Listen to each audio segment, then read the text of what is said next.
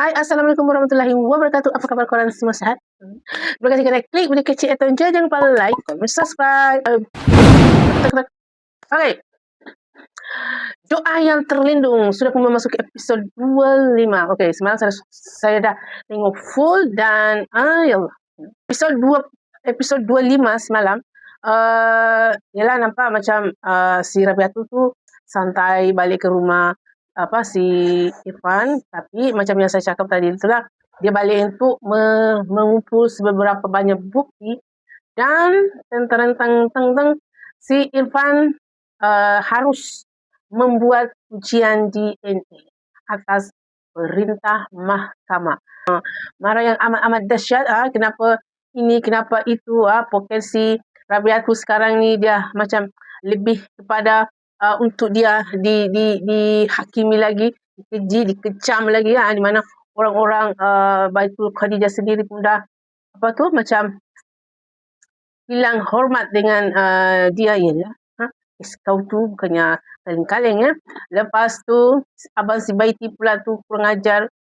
Dia nak mengacau si Rabiatu. Apa lagi? Nampak ni. Dia lempang. Pada lengkeng kau. Dia nak tengok konon siapa yang akan ditendang daripada Baitul Khadijah. Sama ada dia ataupun si Rabiatu. Belagak perasaannya. Ini yang dikatakan tak sedar diri. Betul-betul tak sedar diri. Yalah, adik kau tu tak ada apa-apa.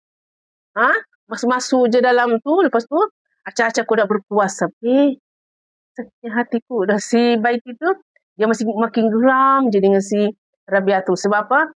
Dia punya suami tu sikit-sikit ada hal dia dah bincang dengan Rabiatu. Ada pendapat nak minta Rabiatu. Minta tolong dengan Rabiatu. Dia tu macam tak wujud. So dia dah macam marah. Dia geram. Kenapa macam ni? Kenapa macam tu? Sepatutnya dia yang harus macam diminta untuk memberi pendapat. Kau tu siapa? Dia dah macam benci sangat dengan si Rabiatu. Masuk ke dalam bilik Rabiatu lagi. Dan diambil fail-fail yang macam dokumen yang sangat-sangat sulit. Lepas tu dia bagi tahu si Irfan. Kalau sebenarnya si Rabiatu ni balik tu untuk cari-cari bukti je supaya dia dimasukkan dalam penjara. Apa lagi? Bila si Irfan nampak jumpa fail tu, dia marah si Rabiatu. Bergaduh. Lepas tu si Irfan macam salahkan Abi dia lah. Konon dia jadi macam ni sebab Abi yang suruh macam ni sekian. Padahal bukan si Abi yang suruh pun. Si Abi pun larang tau. Dia balik. Tak payah balik lah. Si Rabiatu nak. Dia nak dia sendiri yang membukakan segala kejahatan si Irfan. Sebab apa? Sebelum ni dia buat fokus kan untuk seolah-olah suami dia ni adalah suami syurga. Suami yang seperti kain kafan dan selembut kapas ya. Seperti kain kafan dan selembut kapas. Suami dia tu. Dia buat poket. Ini semua fitnah. Kita doakan supaya suami saya terlepas dari fitnah. Poket. Ini semua fitnah. Saya yakin suami saya tak bersalah. Ada orang-orang yang ingin menjatuhkannya. Ambil kau.